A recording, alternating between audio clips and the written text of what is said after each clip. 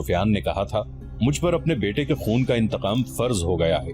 मैं सबसे पहले ये काम करूंगा कि मोहम्मद सल्लल्लाहु अलैहि वसल्लम के खिलाफ जबरदस्त फौज तैयार करके उसे आइंदा लड़ने के काबिल नहीं छोड़ूंगा।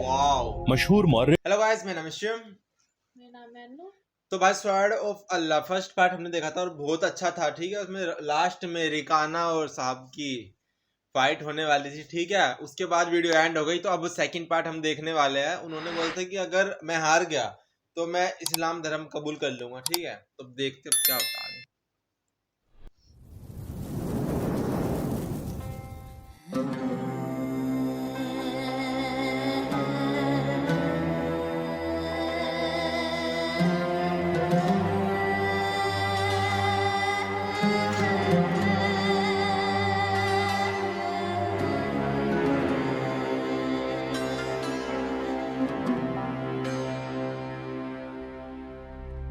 हुजूम रसूल अकरम सल्लल्लाहु अलैहि वसल्लम का मजाक उड़ा रहा था। मुसलमान खामोश थे। वो दिल ही दिल में अल्लाह को याद कर रहे थे। उन्होंने अपनी तलवारों के दस्तों पे हाथ रखे हुए थे। फिर न जाने क्या हुआ, रसूल अकरम सल्लल्लाहु अलैहि वसल्लम ने क्या दाव खेला। इब्न अल असीर कहता है कि आप सल्लल्लाहु अलैहि वसल्लम ने रकाना को उठाकर जमीन पर पटक दिया। रकाना जख्मी शेर की तरह उठा और गुर्रा कर आप सल्लल्लाहु अलैहि वसल्लम पर हमला आवर हुआ। आप सल्लल्लाहु अलैहि वसल्लम ने फिर वही दाव खेला और उसे पटक दिया। वो उठा तो आप सल्लल्लाहु अलैहि वसल्लम ने उसे तीसरी बार पटका। भारी भरकम जिस्म 3 बार पटका गया तो कुश्ती जारी रखने के काबिल न रहा। रकाना सर झुका के अखाड़े से निकल गया। हुजूम पर सन्नाटा तारी हो गया और मुसलमान नंगी तलवारें और बर्छियां हवा में लहरा लहरा कर और उछाल उछाल कर नारे लगा रहे थे। चचा रकाना, रसूलुल्लाह सल्लल्लाहु अलैहि वसल्लम ने ललकार कर कहा, अपना वादा पूरा कर और यहीं ऐलान कर कि आज से तू मुसलमान है। रकाना ने कबूल इस्लाम से साफ इनकार कर दिया। ये ताकत जिस्मानी नहीं थी। खालिद ने नखलिस्तान में लेटे लेटे अपने आप से कहा, रकाना को यूं 3 बार पटकना तो दूर की बात है, उसे कोई पछाड़ भी नहीं सका था। रसूल अकरम सल्लल्लाहु अलैहि वसल्लम का तस्वुर खालिद के जहन में निखर आया। वो आप सल्लल्लाहु अलैहि वसल्लम को अच्छी तरह से जानता था, लेकिन अब वो महसूस कर रहा था जैसे वो मोहम्मद सल्लल्लाहु अलैहि वसल्लम कोई और थे जिन्हें वो बचपन से जानता था। उसके बाद आप सल्लल्लाहु अलैहि वसल्लम ने जो रुख इख्तियार किया था उसमें खालिद आप सल्लल्लाहु अलैहि वसल्लम को नहीं पहचानता था। नबूवत के दावे के बाद खालिद की आप सल्लल्लाहु अलैहि वसल्लम के साथ बोलचाल बंद हो गई थी। वो आप सल्लल्लाहु अलैहि वसल्लम के साथ 2-2 हाथ करना चाहता था, लेकिन वो रकाना की तरह पहलवान नहीं था। वो मैदान जंग में लड़ने वाला और लड़ने वालों की क़यादत करने वाला जंगजू था, लेकिन उस वक्त मुसलमान फौज की सूरत में लड़ने के काबिल नहीं थे। जब मुसलमान फौज की सूरत में लड़ने के काबिल हुए और कुरैश के साथ उनका पहला मार्का हुआ, उस वक्त खालिद के लिए ऐसे हालात पैदा हो गए थे कि वो इस मार्के में शामिल नहीं हो सका था। इसका उन्हें बहुत अफसोस था। ये मार्का बद्र का था जिसमें 313 मुजाहिदीन इस्लाम ने 1000 कुरैश को शिकस्त दी थी। खालिद दांत पीसता रह गया था, लेकिन उस रोज जब वो उस नखलिस्तान में लेटा हुआ था, उसे ख्याल आया कि 313 ने 1000 को किस तरह से शिकस्त दे दी थी। उसने शिकस्त खा के आने वालों से पूछा था कि मुसलमानों में वो कौन सी खूबी थी जिसने उन्हें फतहयाब किया था। खालिद उठ बैठा और उंगली से रेत पर बद्र के मैदान के खद्दोखाल बनाकर कुरैश और मुसलमानों की पोजीशनें और मार्के के दौरान दोनों की चालों की लकीरें बनाने लगा। बाप ने उसे फन्ने हरबो जरब का माहिर बना दिया था। बचपन में उसे घुड़सवारी सिखाई, लड़कपन में उसे अखड़ और मुंह जोर घोड़ों को काबू में लाने के काबिल बनाया। नौजवानी में वो शहसवार बन चुका था। शुतर सवारी में भी वो माहिर था। उसका बाप ही उसका उस्ताद था। उसने खालिद को न सिर्फ सिपाही बल्कि सालार बनाया था। खालिद को जंगो जदल इतनी अच्छी लगी कि वो लड़ने और लड़ाने के तरीकों पर गौर करने लगा और जवानी में फौज की क़यादत के काबिल हो गया था। उसे बद्र की लड़ाई में शामिल न हो सकने का अफसोस था और वो इंतकाम के तरीके सोचता रहता था, लेकिन अब उसकी सोचों का धारा और तरफ चल पड़ा था। मक्का से रवानगी से कुछ अरसा पहले से वो इस सोच में खो गया था कि रसूल अकरम सल्लल्लाहु अलैहि वसल्लम ने रकाना पहलवान को 3 बार पटका था। बद्र में आप सल्लल्लाहु अलैहि वसल्लम ने महज 313 मुजाहिदीन से 1000 को शिकस्त दी। ये कोई और ही कुव्वत थी। لیکن بدر کے مارکے کے بعد اس کے دل میں مسلمانوں کے خلاف انتقام کی آگ سلگ رہی تھی۔ مسلمان مارکہ بدر میں قریش کے بہت سے آدمیوں کو قیدی بنا کر لے گئے تھے۔ قریش کے سرداروں کے لیے تو یہ صدمہ تھا ہی، اس کا بہت برا اثر خالد نے قبول کیا تھا۔ اسے یاد تھا کہ جب بدر کا مارکہ لڑا جا رہا تھا اور مکہ میں کوئی خبر نہیں پہنچ رہی تھی کہ مارکے کا انجام کیا ہوا، مکہ کے لوگ بدر کی سمت دیکھتے رہے تھے کہ ادھر سے کوئی سوار دوڑا آئے گا اور فتح کی خبر سنائے گا۔ آخر ایک روز ایک شتر سوار آتا نظر آیا، لوگ اس کی طرف دوڑ پڑے۔ سوار نے عرب کے رواج کے مطابق اپنا کرتا پھاڑ دیا تھا اور وہ روتا آ رہا تھا۔ بری خبر لانے والے قاصد ایسا ہی کیا کرتے تھے۔ وہ جب لوگوں کے درمیان پہنچا تو اس نے روتے ہوئے بتایا کہ اہل قریش کو بہت بری شکست ہوئی ہے۔ جس کے عزیز رشتہ دار لڑنے گئے تھے وہ ایک دوسرے سے آگے بڑھ بڑھ کر ان کے متعلق پوچھتے تھے کہ وہ زندہ ہیں، زخمی ہیں یا مارے گئے ہیں۔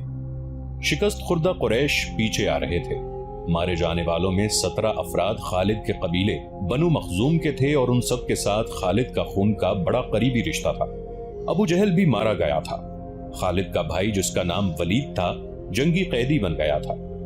ابو سفیان جو کہ قریش کے سرداروں کا سردار تھا اور اس کی بیوی ہند بھی موجود تھی، اس نے پوچھا کچھ میرے باپ اور میرے چچا کے متعلق بتائے قاصد۔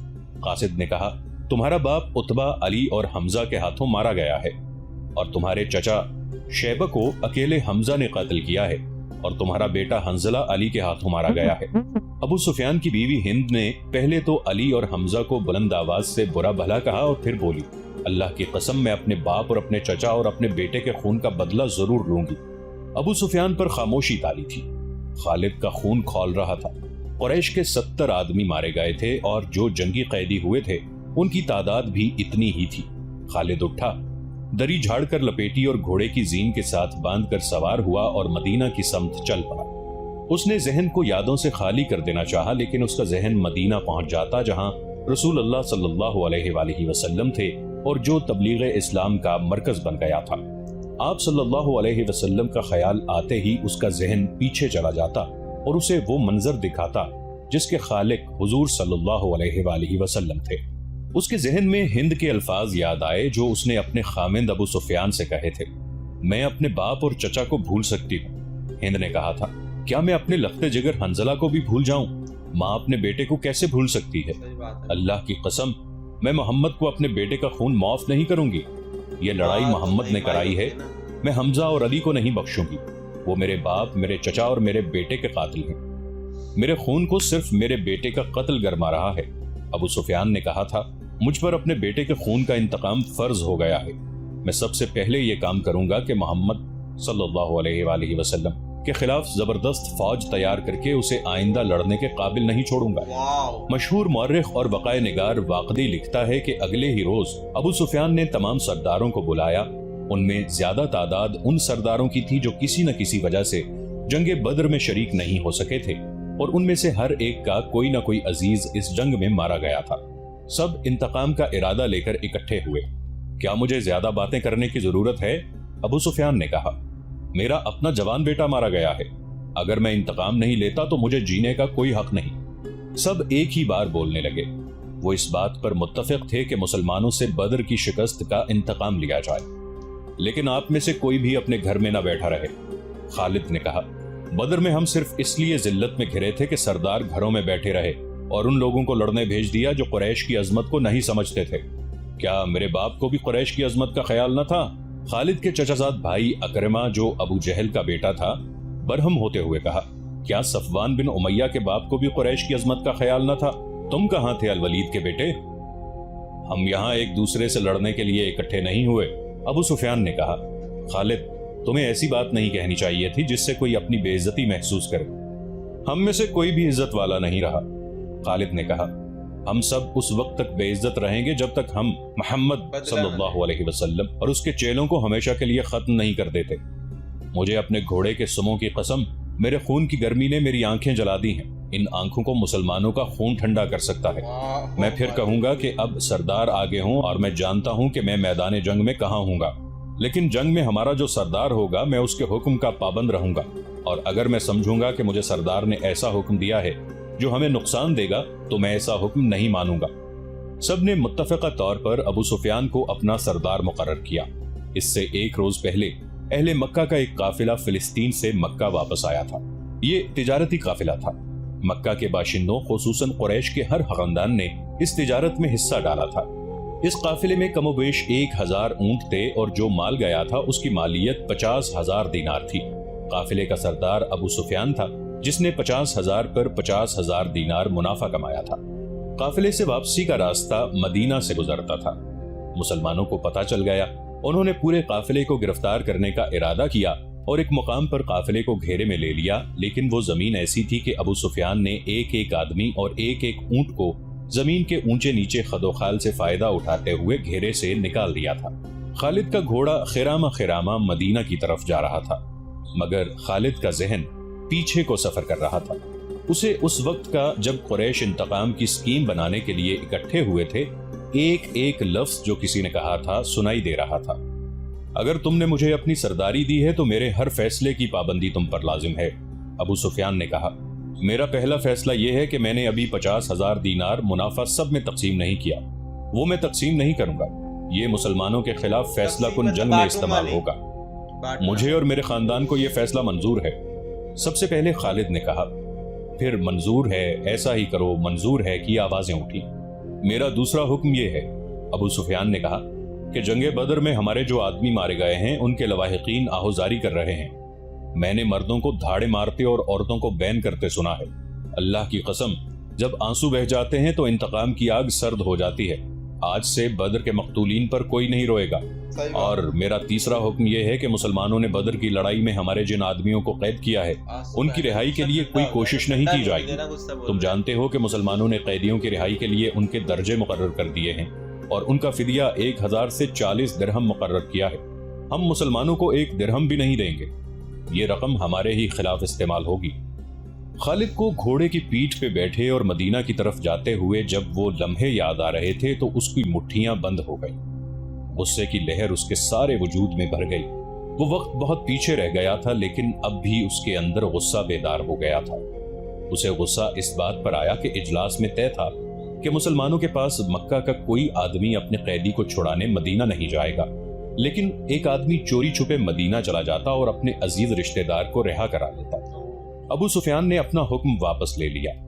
خالد کا اپنا ایک بھائی جس کا نام ولید تھا مسلمانوں کے پاس جنگی قیدی تھا۔ اگر اس وقت تک قریش اپنے بہت سے قیدی رہا نہ کرا لائے ہوتے تو خالد اپنے بھائی کی رہائی کے لیے کبھی نہ جاتا۔ اسے اپنے بھائیوں نے مجبور کیا کہ ولید کی رہائی کے لیے جائے۔ خالد کو یاد آ رہا تھا کہ وہ اپنے وقار کو ٹھیس پہنچانے پر آمادہ نہیں ہو رہا تھا، لیکن اسے خیال آیا تھا۔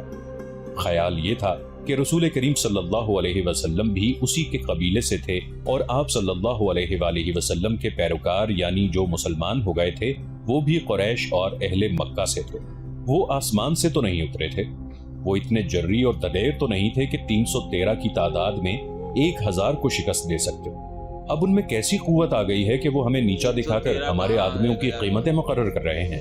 انہیں ایک نظر دیکھوں گا، خالد نے سوچا تھا۔ محمد صلی اللہ علیہ وآلہ وسلم کو غور سے دیکھوں گا۔ اور وہ اپنے بھائی حشام کو ساتھ لے کر مدینہ چلا گیا تھا۔ اس نے اپنے ساتھ 4000 درہم باندھ لیے تھے۔ اسے معلوم تھا کہ بنو مخزوم کے سردار الولید کے بیٹے کا فدیہ 4000 درہم سے کم نہیں ہوگا۔ ایسا ہی ہوا۔ اس نے مسلمانوں کے ہاں جا کر اپنے بھائی کا نام لیا تو ایک مسلمان نے جو قیدیوں کی رہائی اور فدیے کی وصولی پر مامور تھا کہا کہ 4000 درہم ادا کرو، ہم فدیے میں کچھ رعایت چاہتے ہیں۔ خالد کے بھائی حشام نے کہا، تم لوگ آخر ہم میں سے ہو، کچھ پرانے رشتوں کا خیال کرو، اب ہم تم میں سے نہیں ہیں۔ مسلمانوں نے کہا، ہم اللہ کے رسول کے حکم کے پابند ہیں، پہلے تو کیا ہم تمہارے رسول اللہ صلی اللہ علیہ وآلہ وسلم سے بات کر سکتے ہیں؟ حشام نے پوچھا۔ حشام، خالد نے گرج کر کہا، میں اپنے بھائی کو اپنے وقار پر قربان کر چکا تھا، مگر تم مجھے ساتھ لے آئے، یہ جتنا مانگتے ہیں اتنا ہی دے دو، میں محمد صلی اللہ علیہ وآلہ وسلم کے سامنے جا کر رحم کی بھیک نہیں مانگوں گا۔ اس نے درہموں سے بھری تھیلی مسلمانوں کے سامنے پھینکتے ہوئے کہا، گن لو اور ہمارے بھائی کو ہمارے حوالے کر دو۔ رقم گنی جا چکی تو ولید کو خالد اور حشام کے حوالے کر دیا گیا۔ تینوں بھائی اسی وقت مکہ کو روانہ ہو گئے۔ راستے میں دونوں بھائیوں نے ولید سے پوچھا کہ ان کی شکست کا باعث کیا تھا۔ انہیں توقع تھی کہ ولید جو ایک جنگجو خاندان کا جوان تھا، انہیں جنگی فہم و فراست اور حرب و ضرب کے طور طریقوں کے مطابق مسلمانوں کی جنگی چالوں کی خوبیاں اور اپنی خامیاں بتائے گا، مگر ولید کا انداز ایسا اور اس کے ہونٹوں پر مسکراہٹ ایسی تھی جیسے اس پر کوئی پر اسرار اثر ہو۔ ولید کچھ تو بتاؤ، خالد نے اس سے پوچھا۔ ہمیں اپنی شکست کا انتقام لینا ہے۔ قریش کے تمام سردار اگلی جنگ میں شامل ہو رہے ہیں، ہمارے ارد گرد کے قبائل کو بھی ساتھ ملا رہے ہیں اور وہ مکہ میں جمع ہونا شروع ہو گئے ہیں۔ سارے عرب کو اکٹھا کر لو خالد، ولید نے کہا، تم مسلمانوں کو شکست نہیں دے سکو گے۔ میں نہیں بتا سکتا کہ محمد صلی اللہ علیہ وآلہ وسلم کے ہاتھ میں کوئی جادو ہے یا ان کا نیا عقیدہ سچا یا کیا بات ہے کہ میں نے ان کا قیدی ہوتے ہوئے بھی انہیں ناپسند نہیں کیا۔ پھر تم اپنے قبیلے کے غدار ہو، حشام نے کہا۔ غدار ہو یا تم پر ان کا جادو اثر کر گیا ہے؟ وہ یہودی پیشوا ٹھیک کہتا ہے کہ محمد صلی اللہ علیہ وآلہ وسلم کے پاس کوئی نیا عقیدہ اور نیا مذہب نہیں، اس کے ہاتھ میں کوئی جادو آ گیا ہے۔ جادو ہی تھا، ورنہ بدر میں قریش شکست کھانے والے نہیں تھے، خالد نے کہا۔ ولید جیسے ان کی باتیں سن ہی نہیں رہا تھا، اس کے ہونٹوں پر تبسم تھا اور وہ مڑ مڑ کر مدینے کی طرف دیکھتا جاتا تھا۔ مدینہ سے کچھ دور ذوالحلیفہ نام کی ایک جگہ ہوا کرتی تھی۔ تینوں بھائی وہاں پہنچے تو رات گہری ہو چکی تھی۔ رات گزارنے کے لیے وہ وہیں رہ گئے۔ صبح آنکھ کھلی تو ولید غائب تھا، اس کا گھوڑا بھی وہاں نہیں تھا۔ خالد اور حشام سوچ سوچ کر اس نتیجے پر پہنچے کہ ولید واپس مدینہ چلا گیا ہے۔ انہوں نے دیکھا کہ اس پر کوئی اثر تھا، یہ اثر مسلمانوں کا ہی ہو سکتا تھا۔ دونوں بھائی مکہ آ گئے۔ چند دنوں بعد انہیں مکہ میں ولید کا زبانی پیغام ملا کہ اس نے محمد صلی اللہ علیہ وآلہ وسلم کو خدا کا سچا رسول تسلیم کر لیا ہے، اور وہ آپ صلی اللہ علیہ وآلہ وسلم کی شخصیت اور باتوں سے اتنا متاثر ہوا ہے کہ اس نے اسلام قبول کر لیا ہے۔ مورخین لکھتے ہیں کہ ولید بن الولید رسول اکرم صلی اللہ علیہ وآلہ وسلم کے منظور نظر رہے، اور انہوں نے مذہب میں بھی اور کفار کے ساتھ معرکہ آرائی میں بھی نام پیدا کیا۔ خالد کو اس وقت بہت غصہ آیا تھا۔ ایک تو اس کا بھائی گیا، دوسرے 4000 درہم گئے۔ چونکہ قریش اور مسلمانوں کے درمیان خونی دشمنی پیدا ہو چکی تھی، اس لیے مسلمانوں نے یہ رقم واپس نہ کی۔ رقم واپس نہ کرنے کی دوسری وجہ یہ تھی کہ ولید نے رسول کریم صلی اللہ علیہ وآلہ وسلم کو بتا دیا تھا کہ قریش مسلمانوں کے خلاف فیصلہ کن جنگ کی تیاری کر رہے ہیں، اور اس کے لیے بے انداز درہم و دینار اکٹھے کیے جا چکے ہیں۔ خالد مدینہ کی طرف چلا جا رہا تھا۔ اسے افق سے ایک کوہان سی ابھرتی ہوئی نظر آنے لگی۔ خالد جانتا تھا کہ یہ کیا ہے۔ یہ احد کی پہاڑی تھی جو مدینہ سے 4 میل شمال میں ہے۔ اس وقت خالد ریت کی بڑی لمبی اور کچھ اونچی ٹیکری پر چلا جا رہا تھا۔ احد احد، خالد کے ہونٹوں سے سرگوشی نکلی اور اسے اپنی للکار سنائی دینے لگی۔ میں ابو سلیمان ہوں۔ اس کے ساتھ ہی اسے ایک خونریز جنگ کا شور و غل اور سینکڑوں گھوڑوں کے ٹاپ اور تلواریں ٹکرانے کی آوازیں سنائی دینے لگی۔ خالد یہ جنگ لڑنے کے لیے بے تاب تھا اور اس نے یہ جنگ لڑی۔ خالد کا ذہن پیچھے ہی ہٹتا چلا گیا۔ 4 ہی سال پہلے کا واقعہ تھا۔ مارچ 625 عیسوی شوال 3 ہجری کے مہینے میں قریش نے مدینہ پر حملہ کرنے کے لیے جو لشکر تیار کیا تھا وہ مکہ میں اکٹھا ہو چکا تھا۔ اس کی کل تعداد 3000 تھی۔ اس میں 700 افراد نے زرہ پہن رکھی تھی، گھڑ سوار 200 کے لگ بھگ تھے، اور رسد اور سامان جنگ 3000 اونٹوں پر لدا ہوا تھا۔ یہ لشکر کوچ کے لیے تیار تھا۔ خالد کو ایک روز پہلے کی بات کی طرح یاد تھا کہ اس لشکر کو دیکھ کر وہ کس قدر خوش ہوا تھا۔ انتقام کی آگ بجھانے کا وقت آ گیا تھا۔ اس لشکر کا سالار اعلیٰ ابو سفیان تھا، اور خالد اس لشکر کے ایک حصے کا کمانڈر تھا۔ اس کی بہن بھی اس لشکر کے ساتھ جا رہی تھی۔ اس کے علاوہ 14 عورتیں اس لشکر کے ساتھ جانے کے لیے تیار تھیں۔ ان میں ابو سفیان کی بیوی ہند بھی تھی، عمرو بن العاص کی اور ابو جہل کے بیٹے اکرمہ کی بیویاں بھی شامل تھیں۔ باقی سب گانے بجانے والیاں تھیں۔ سب کی آواز میں سوز تھا اور ان کے ساز دف اور ڈھولک تھے۔ ان عورتوں کا جنگ میں یہ کام تھا کہ جوشیلے اور جذباتی گیت گا کر سپاہیوں کا حوصلہ بلند رکھیں اور ان کی یاد تازہ کرتی رہیں جو جنگ بدر میں مارے گئے تھے۔ خالد کو افریقہ کا ایک حبشی یاد آیا جس کا نام وحشی بن حرب تھا۔ وہ قریش کے ایک سردار جبیر بن مطعم کا غلام تھا۔ وہ دراز قد اور سیاہ روح اور طاقتور تھا۔ اس نے برچھی مارنے کے فن میں شہرت حاصل کی تھی۔ اس کے پاس افریقہ کی بنی ہوئی برچھی تھی۔ اس کا افریقی نام کچھ اور تھا۔ اسے عربی نام جبیر نے اس کے جنگی کمالات دیکھ کر دیا تھا۔ بن حرب کوچ سے کچھ دیر پہلے جبیر بن مطعم نے اسے کہا، مجھے اپنے چچا کے خون کا بدلہ لینا ہے۔ شاید مجھے موقع نہ مل سکے۔ میرے چچا کو بدر کی لڑائی میں محمد کے چچا حمزہ نے قتل کیا تھا۔ अगर तुम हमजा को कत्ल कर दो तो मैं तुम्हें आजाद कर दूंगा। हमजा मेरी बर्छी से कत्ल होगा या आका। वहशी बिन हरब ने कहा।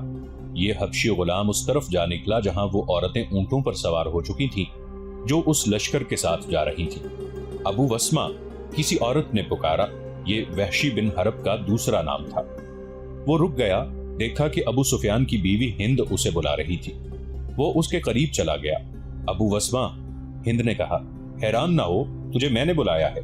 मेरा सीना इंतकाम की आग से जल रहा है, मेरा सीना ठंडा कर दे। हुक्म खातून। गुलाम ने कहा, अपने सालार की जौजा के हुक्म पर अपनी जान भी दे दूंगा। बदर में मेरे बाप को हमजा ने कत्ल किया था। हिंद ने कहा, तू हमजा को अच्छी तरह पहचानता है। ये देख, मैंने सोने के जो जेवरात पहन रखे हैं, अगर तू हमजा को कत्ल कर देगा तो ये सब जेवरात तेरे होंगे। वाशी बिन हरब ने हिंद के जेवरात पर नजर डाली तो वो मुस्कुराया और जेरे लब पुरअज़्म लहजे में बोला, हमजा को मैं ही कत्ल करूंगा। खालिद को अपने लश्कर का कूच याद था। उसी रास्ते से लश्कर मदीने को गया था। उसने एक बुलंद जगह खड़े होकर लश्कर को देखा था। उसका सीना फख्र से फैल गया था। हाँ, अरे एकदम से जो खत्म हो जाती है ना, जैसा ऐसा लगता है मूवी भाई खत्म हो गई। ठीक है, आगे तो और पार्ट है, मैंने देखा आगे बहुत पार्ट है इसके, है तो बहुत अच्छी लगा भाई। और क्या क्या हुआ है यार, कैदी। हमने तो सोचा ही नहीं था इतना कुछ हुआ होगा इस्लाम में। बाप रे, अब देखने से पता लग रहा है इतना कुछ हुआ है। क्या क्या हुआ है, लड़ाइयाँ, कितनी स्टोरियां हैं, बहुत कितनी हिस्ट्री स्टोरियां है। वाह भाई, तो जैसे ऐसे कैदी था, कैद में रहते हुए भी हैं, उन्होंने देखा, बर्ताव देखा होगा उन्होंने। ठीक है, क्या बात है। और मन नहीं लग रहा फिर जाने के बाद। यही तो होता है भाई, जब पहुंच जाते हैं सच तक, फिर वापस नहीं आ सकते हैं, फिर वही देखते हैं। क्या बात है, बोलने के लिए शब्द कम पड़ रहे हैं। तो बहुत अच्छा था रिएक्शन। और देखो, रात को सोते हुए भी वो वापस चला गया कैदी जो था, है, और जाके चला इस्लाम गया कबूल कर दिया। वो मन में ही आ गई थी, क्योंकि भाई ठीक है, उफ,